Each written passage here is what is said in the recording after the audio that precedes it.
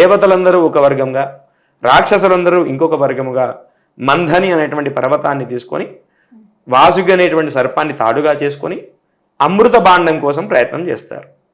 అలా చిలుకగా అనేక రకమైనటువంటి వృక్షాలు, అనేక రకమైనటువంటి పర్వతాలు, కామధేనువు, అదేవిధంగా బంగారము, పంచలోహాలు, అనేక రకమైనటువంటి ధాతువులు ఇవన్నీ కూడా ఉద్భవిస్తాయి. తర్వాత భయంకరమైనటువంటి విషం వస్తుంది.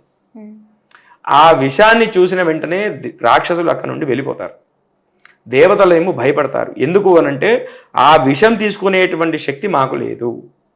మరి ఎవరు తీసుకుంటారు అంటే బోలాశంకరుడైనటువంటి శివుని దగ్గరికి వెళ్తారు.